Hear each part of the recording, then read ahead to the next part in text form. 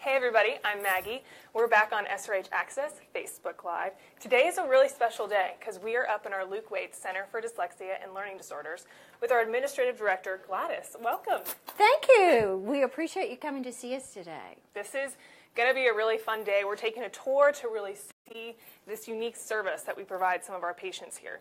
So Gladys, let's get started. Let's talk about the theme of this place and how cool it is. Well, we are on the top floor of the hospital.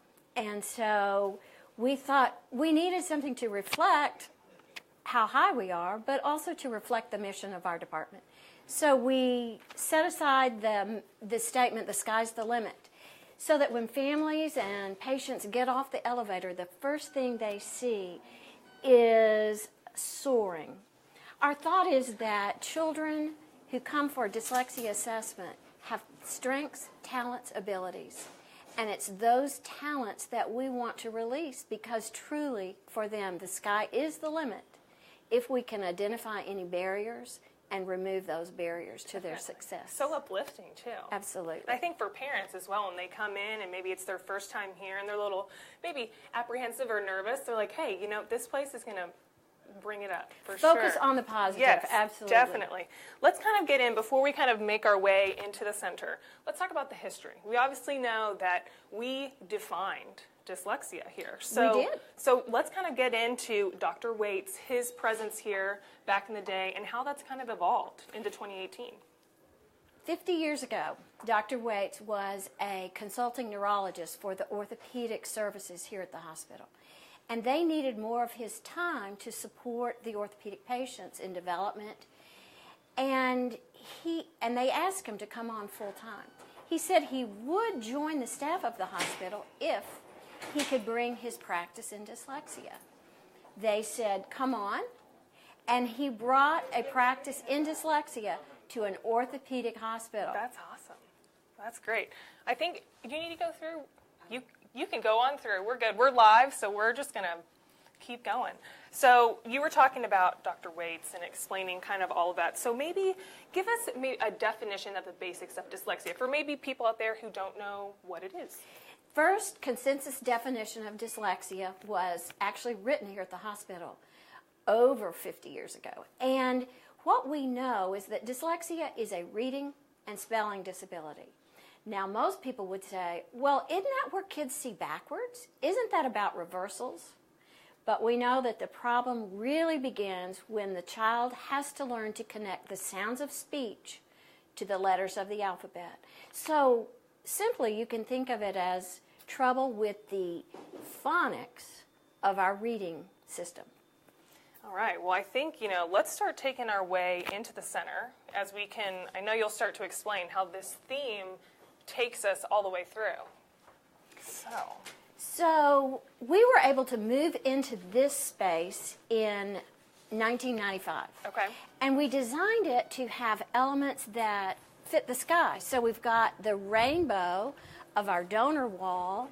We have elements of clouds and sky built into the space. Children come here for an assessment for possible learning disorders. We see children who are school-aged from Texas who have learning challenges that seem to be based on learning disorders in reading, spelling, math, written expression, those areas. Is there certain, I know you're talking about obviously school-aged children, so is there a certain age that you see average kids coming in? Is it second grade? Is it third grade? We are seeing children younger and younger and feeling more confident in the identification of learning disorders as early as kindergarten if the child has had instruction. Okay. So we're seeing children 5 through 14 years of age. That's great. I know we're going to get into more of the testing and the curriculum. So let's start about the staff. Yes. I mean, we have world-renowned employees here that really take care of these kids. So let's talk about maybe the basics of the staff and who are they seeing on average when they come here? Over 1,000 children come for assessment every year, and directing our team are 3 developmental pediatricians. They are pediatricians first and then have done fellowship training in children's emotional, educational, and developmental challenges. Those developmental pediatricians work with this amazingly talented group of educators, diagnosticians, speech-language pathologists, and psychologists to form a team evaluating children's strengths and then defining those challenges so that we can diagnose the difficulty and send the child to the exact kinds of interventions that they'll need in order to be successful. And so it's unique to every child. It is very unique. We build a battery based on what that child needs. That's great. So moving on from staff, we know that we're talking to very different audiences in this Facebook Live. We have parents, we have teachers, yes, that kind of thing. So let's get into the parent aspect and what the application process is for a student that wants to come to our center. Parents are usually very aware of a child's educational difficulties. They're in touch with the school. Parents find an application on our website. Okay. They often have a medical referral for assessment. They complete the questionnaires that are on our website, submit those. They are reviewed quickly. And then we let parents know if that child's concerns match our abilities. Right. If they do, they're in for testing within 4 to 6 weeks. If they don't, we're here to help them find the kind of services and supports that they may need for their child. Awesome. I know we have an FAQs page that Yes. that our patients receive, so we can kind of go through kind of what a first visit versus a Yes. second visit, and maybe kind of a breakdown of what are they looking for? What are they looking at during some of these visits? So for a first visit, what does that look like for them? Well, the first thing we know is when a family walks in, they're anxious. Right. Understandable. The parents are anxious because they want to know what's going on with their child and that their child will be taken care of. Right. So our entire first visit is to focus on making the child comfortable, then the parent gets comfortable. And we often find that when a child takes a break in testing, all that anxiety is gone because they've been interacting for testing with someone who understands children, who understands their anxiety, and who knows how to make them feel successful. When we're testing, we're looking at children's underlying cognitive abilities. We're looking at their oral language. We're looking at reading comprehension, writing, spelling, math skills. So we're taking a look at developmental issues as well as academic skills. Right. And I know probably a question for parents a lot would be after they get testing and after Yes. they come back for their second visit, which we can talk about, the diagnostics, what the results are Yes. that parents receive. How is it that gets back to these public schools so that they can start their curriculum Yes. for these kids? Well, the report goes to the parents. Okay. And we encourage the parents to read it first. But the report is a roadmap intended for the partnership between the parents and the school. And we encourage parents to share that report with the Okay. child's school. We find that 95% of our families do share that report with the child's school. So, it's educating. we're educating kids, but we're also educating parents. We are. They're a big part of We are. this whole process. And we get feedback from their teachers. And Oh, we great. ask them, was it helpful? Did it give you information you needed? And what else would you like from us? Okay. So first visit, probably people want to know how long is it going to take? It's going to be 3 to 3.5 hours. Okay. And the child will have a break. We'll be certainly monitoring their ability for endurance and give them as many breaks as it takes. Right, definitely. So let's move on to the second visit and maybe kind of give a feel of what that looks like and what Yes. they should expect. Well, the parents, this is the time that 2 adults Right. are often encouraged to accompany the child, and the child is actually coming back so that the physician or the diagnostic team member takes the child with them into the clinical setting and sits down face-to-face with the child first to say, we did testing, and the first thing we found out was how smart you really are. Because if you're having trouble reading, the first thing as a child you think, there must be something wrong with me. Right. I must not be smart enough. And so we show them that we have done the SMART test, and they have been very successful. Yeah. And then we give them feedback related to their other skills and talents. Often these children are really good at math, or really good at Legos or construction or three-dimensional thinking. And we reflect back to them those talents.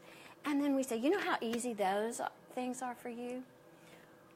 We're here to talk about why reading is a challenge for you and how we can make reading easier. That's awesome. And so we're very direct, very honest, even using the word dyslexia when appropriate, Right. so that the child knows and hears, and there's nothing going on behind closed doors. Right. Totally transparent. To create anxiety. And then we ask the child, any more questions? Anything else you want to know? Would you like to stay here with us? Are you ready to go play? Yeah. And out the door They're they ready go. to play. They've heard what Right. they needed. Right, and I think it's cool too. I mean, you have these kids, and they're young, and they're empowered to know that Yes. you are smart, and we're just going to help you get That's right. to another level. That's That's right. awesome. Well, I think we're going to keep on Let's do walking, it. and we're going to, I think, talk about curriculum for teachers, which is Yes. a different perspective than what we talked about with parents. But this is a huge aspect of the center, for sure. From the earliest years, we have had a dyslexia laboratory in our department that allowed us to provide direct intervention for children with dyslexia. Texas became the first state in the United States to pass legislation that said we are going to screen and treat children for dyslexia who are in general education, who do not have to wait until they reach a handicapped condition for special ed. We're going to do it in general ed. And we realized that for the Texas public schools to develop this kind of a program, they deserved our support, our history, and Definitely. our experience. And so we began to focus on developing curricula improvements that would allow us to give this information for intervention to Texas public schools so that they could provide programs for their students in the school. And children wouldn't have to come to the hospital to receive that intervention. That's great.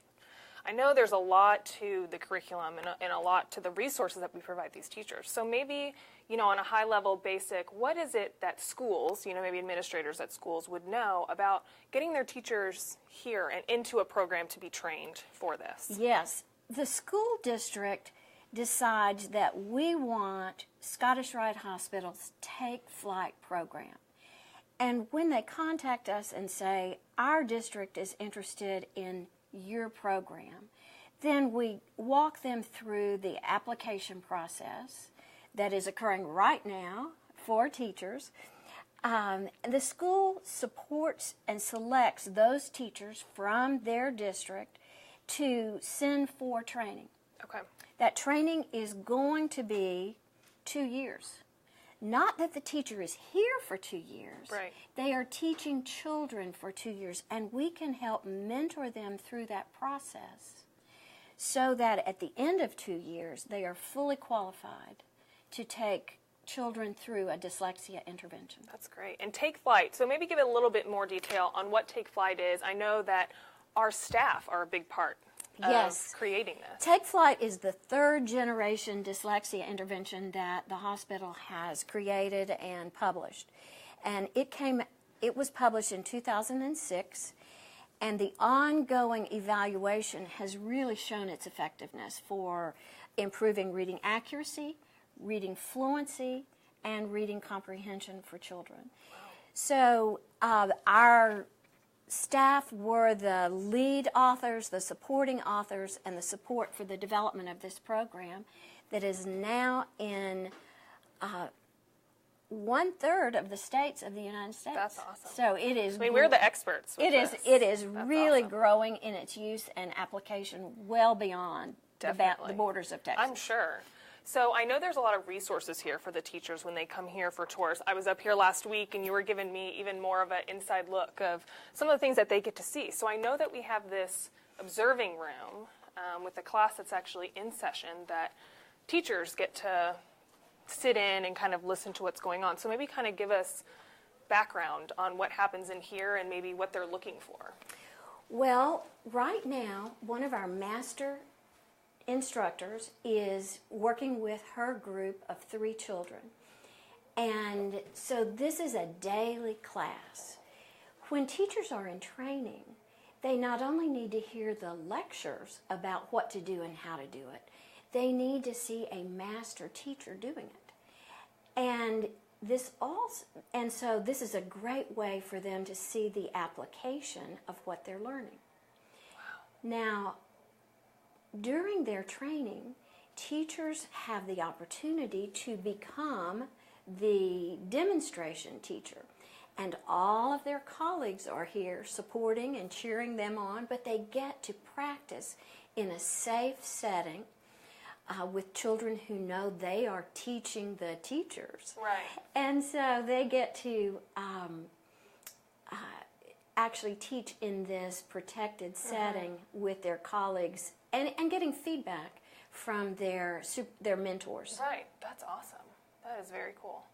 And obviously they can't see and hear, so it's a total safe space, as you mentioned. That's right. And we don't distract them. Right. We can also use this room for parents to observe the children in class. Parents need to know how their children are being taught, what they're being taught, and they need to see that their child can focus, interact, and participate. They need to see their child's success and be excited for what's happening. And this helps explain why the child's self-esteem has been growing, because they see the foundations for that success. Is this normally the size of how many 3 kids? to 5. Okay. Very cool. Well, yeah, I think that's awesome. This is a great resource that we have out here. Okay. I think kind of to really start wrapping this up is about our educational outreach that we provide. I know we have several events that we do for dyslexia, depending on for parents or for teachers. Maybe kind of get into that. We do. One of our most popular parent programs right now is Dyslexia 411 for parents. And it is everything a parent needs to know, either while they're in the process of determining if their child has dyslexia or after the diagnosis of dyslexia. And it is a great way to be with other parents, to be sometimes in the very emotional growth process of moving past the diagnosis to actual affirmative action going forward. And it lets them ask questions in a safe place. Definitely. We also have training programs for teachers, including dyslexia A to Z. A to Z. Again, taking the whole alphabet of dyslexia. Yeah. But gearing it to teachers and educators in schools and helping them see the big picture. And these happen once a year, or is it a couple times a year? Multiple times a year. And on our website, you can find the next dates. Our specialists also train public school evaluators and diagnosticians to do the assessment and interpretation of testing for dyslexia right within their own schools. Wow. That's so great. I mean, this has been a fabulous episode and segment, and I'm just so excited that we got to showcase this great center. Great. That Maggie, we have here. come back anytime. We will be back. Thank you. Thank you so much for your time, and we'll be back next week. Thank you.